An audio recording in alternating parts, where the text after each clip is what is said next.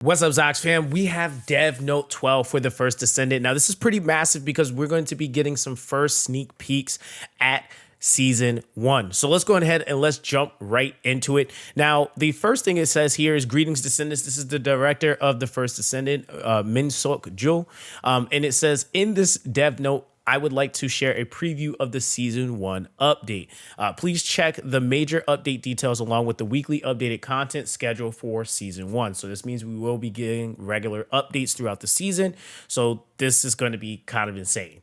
Now, it says just when you thought Corell's Legion had retreated, they're coming back with even more powerful tactical weapons. The First Descendant Season 1's update Invasion features a new episode along with the Invasion events. A new Descendant Haley, Ultimate Freyna, Ultimate Weapons, new Intercept Battle Deathstalker, and a season-exclusive progression system called the Inversion Reinforcement. Now, what's kind of interesting here is that it states that this season-exclusive progression system, the Inversion Reinforcement, is a season exclusive, right? So I know some people are probably wondering, like, is this going to be something we keep long term? From what this says, it says season exclusive. So I don't know if they're gonna expand on that. Like, is it something that does carry over, or is it just something that lasts for this season? That's what it kind of seems, right?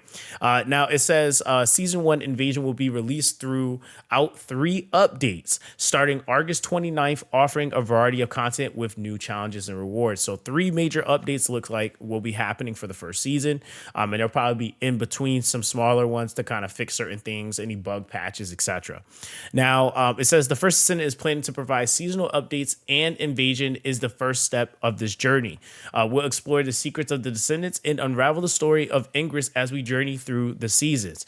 You will discover new weapons, new Descendants will join the war, and the Descendants will become more powerful. Of course, the seasons will progress in a way that preserve the progression of your Descendants and your collectibles. Okay, so that actually might kind of answer that question. I don't know. It's kind of vague in a sense, but if we can carry this progression system over, it would be nice.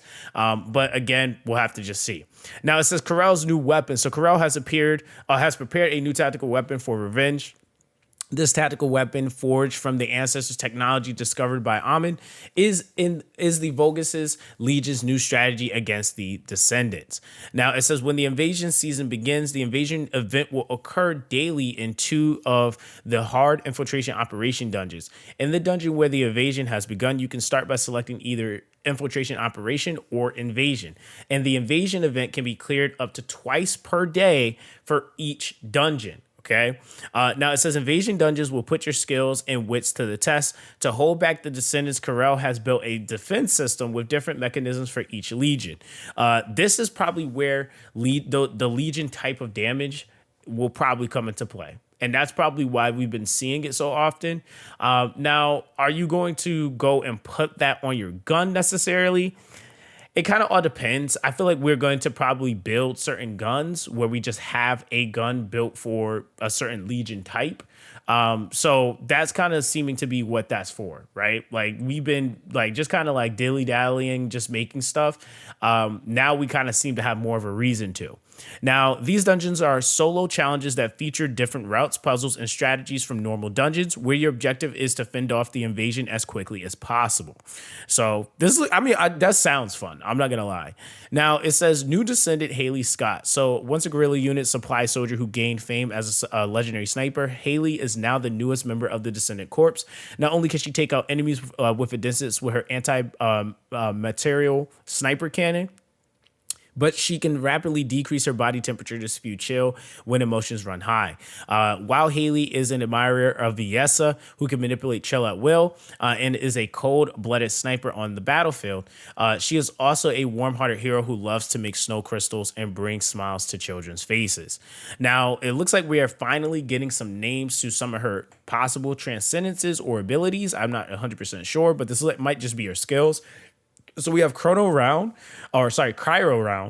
which instantly freezes a Cryo Round that automatically tracks the enemy, deals damage, and inflicts Cryo, which deals additional damage along with Haley's firearm damage. So it looks like I said before, she's scaling off a firearm attack. Now, it looks like Storm Snare fires a freezing beam that unleashes a chill vortex around you and knocks back enemies, inflicts Cryo on enemies that take damage. So that's where we're getting that massive beam from. We have Cold Fury. So this is very similar to the little drone that Viessa has, except this one is going to be decreasing Haley's movement speed gradually, but her firearm and skill critical hit rate and firearm penetration all increase significantly. Now, I'm not sure if she's going to have something similar to like Glay, where there's like a conversion there, and so she kind of needs her skill power to also be factored into what damage she can do, but I'm assuming that's probably what this is, because it says that, you know, her firearm attack directly can affect some of her skills. So that's another thing, right? But the fact that she has skill critical hit rate, this means that more than likely Luna, with the set that we currently have on Gluttony, is going to be useful in this next update. So everybody that is playing for, like, seriously, has to get through Gluttony, right? And I'm going to have that video dropping soon, just to kind of talk about the team comp, so you guys can try to attempt that before the 29th, okay? Now, of course, with that, we have Zenith, which is the very last one here. It says it replaces Haley's weapon with her unique weapon, the anti-material sniper cannon. Penetration of the anti-material sniper cannon and firearm attack greatly increase and deal additional chill skill damage. Now, it says it recovers MP upon successfully attacking weak points and decreases the cooldown the more bullets you have remaining when the skill ends. So this is something that I feel like is going to, again, be one of the big things that I was saying before, is that she's going to get that scaled damage. Now, it doesn't really say anything other than, you know, the fact of what these skills are doing, and if she's going to get anything that's scaled, if she has a sniper or anything like that. But we at least know that her skills are going to be catered to firearm and skill stuff, right? So it looks like she's a mixed character, which is kind of interesting.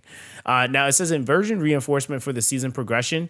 Descendants experience a change in their arche as they've come in contact with Ironhearts multiple times. Their arche begin to draw energy from a destroyed Ironheart, embracing this energy as a source of strength. The Descendants can now gain new abilities through the inversion reinforcers. Now, the Hunt, which is going to improve the Descendants' basic stats. We have Attribute improves the Descendants' attribute resistance, which is huge. Recovery improves the Descendants' recovery, obviously. Survival receives a defense buff that activates under certain conditions. And then the season receives a effect that is useful for invasion dungeons. So this, it says, goes to say inversion reinforcement is a progression system that only lasts for the season. So that answers that question, right?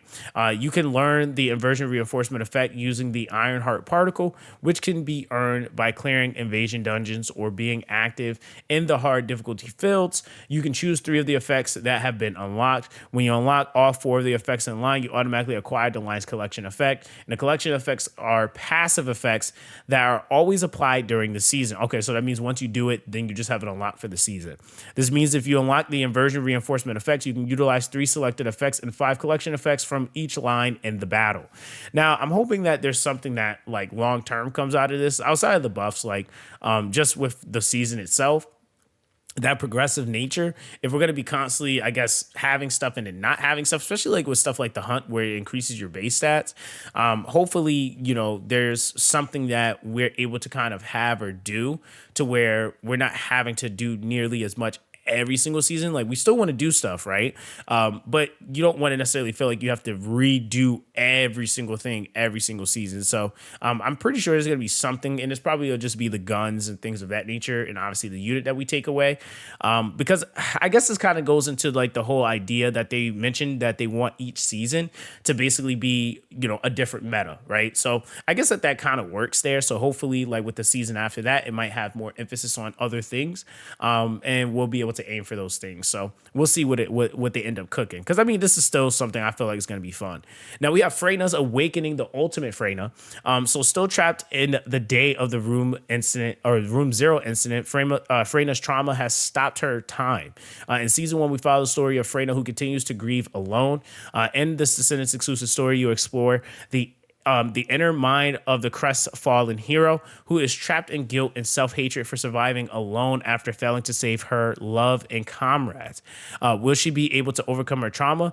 You will then get to meet Ultimate Freyna, who broke through her limits. There are also exclusive modification modules for her, so she gets new transcendences.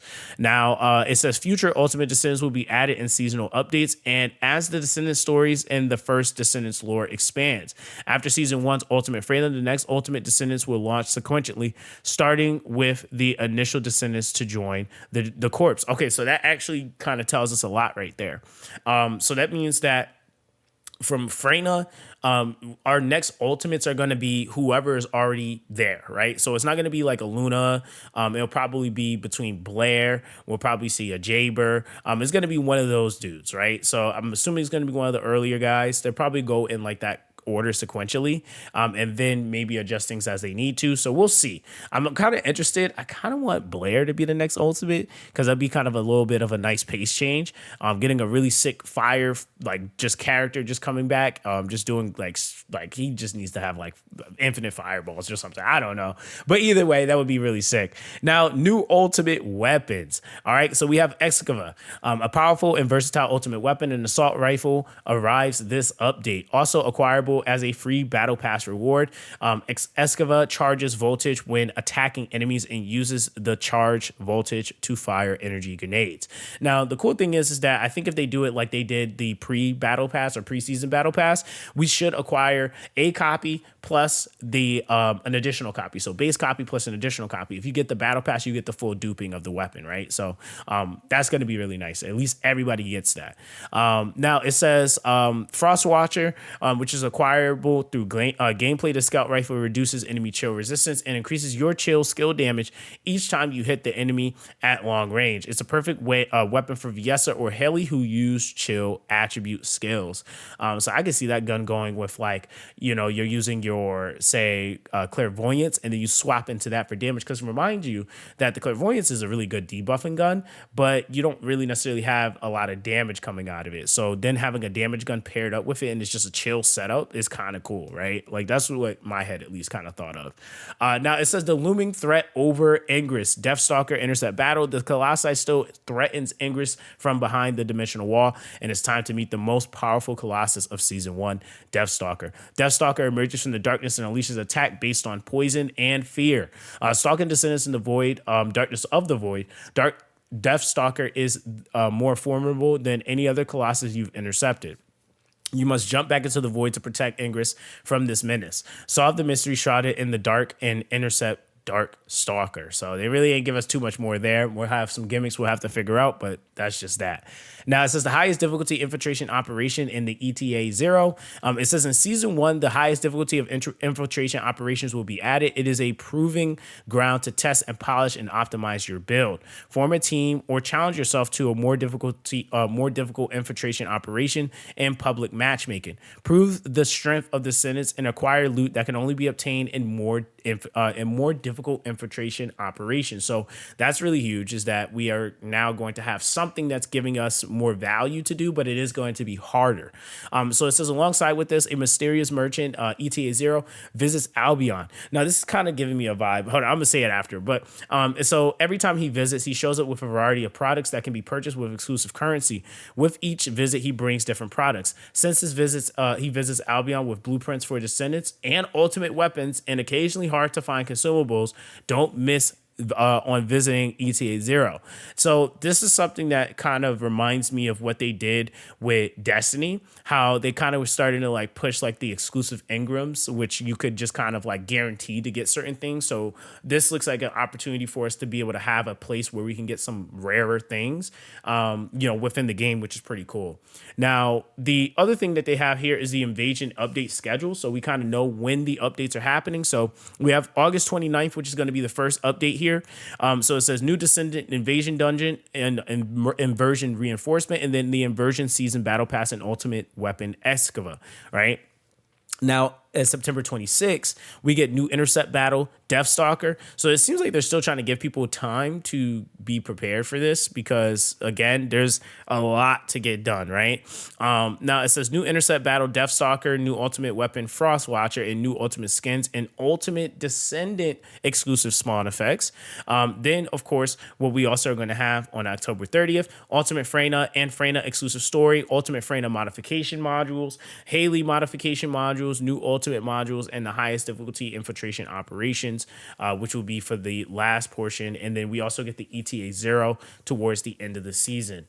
Now it says additional improvements applied to season 1. Finally, here's news on improvements that will be added to season 1 on August 29th. So this is hopefully some good things here. So Void Fragment and Fusion Reactor loop improvements has been improved so that playing Void Fragments once on hard difficulty now grants enough Void Shards to use the reactor fusion once. That's huge.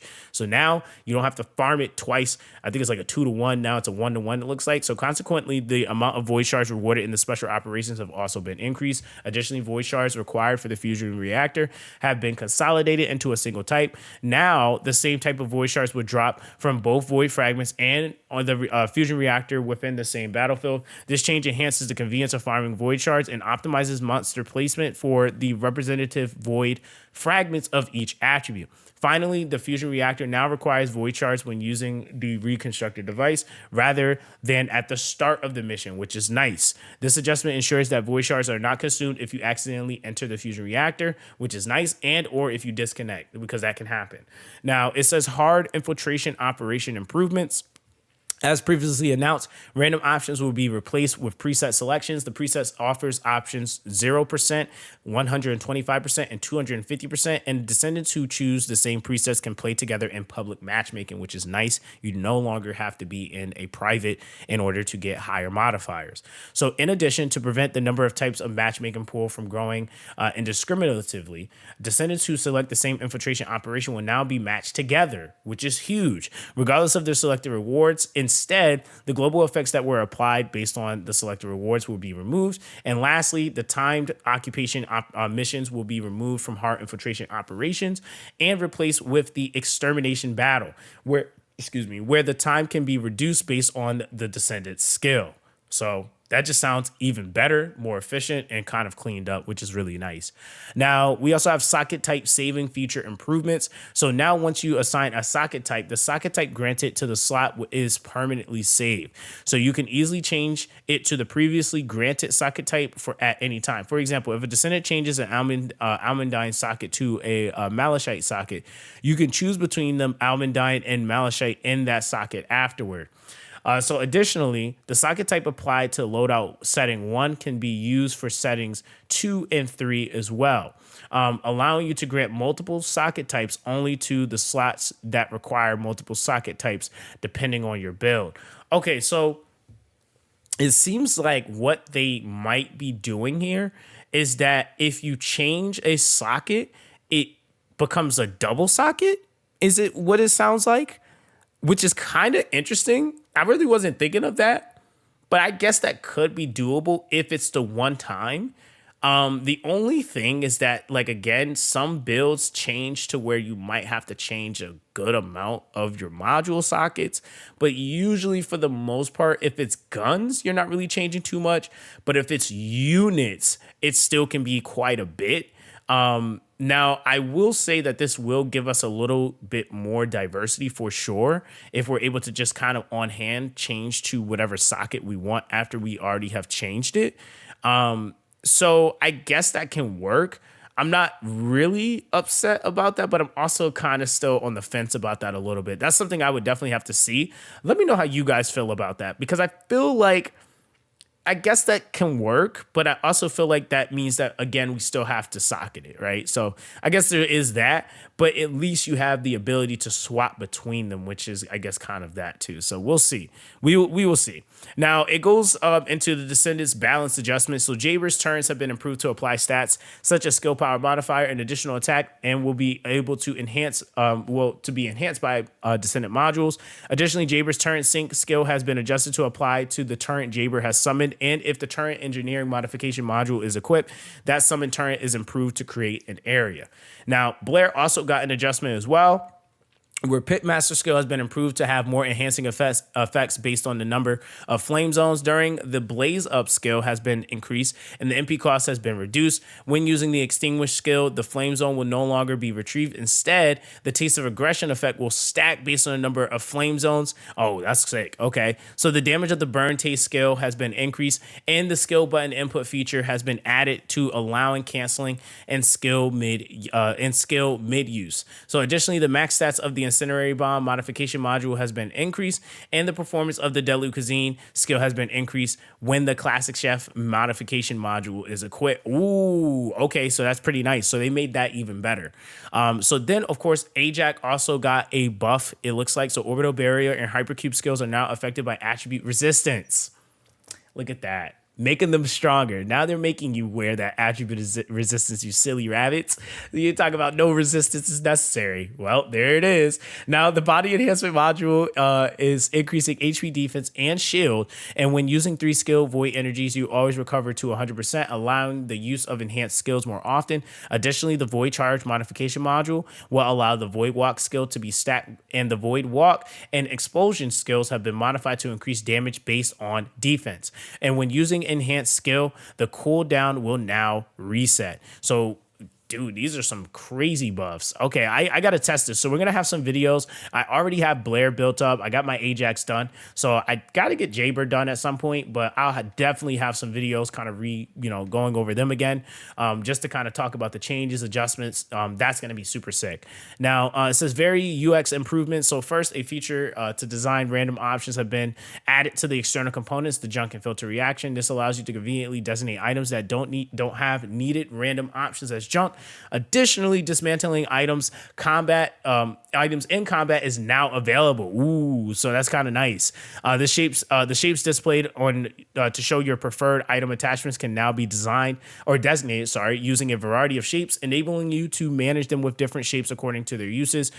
Favorite feature has been added as well. And it says other updates include additional improvements to the icon information display that was included in version 1.0.7, a feature to disable voice playback during hard missions, and additional of the visual information encrypted vaults, and various other improvements. So don't miss the First Descendants first season starting August 29th. All right, guys. So we went through a ton of information here on the Dev Note Volume 12.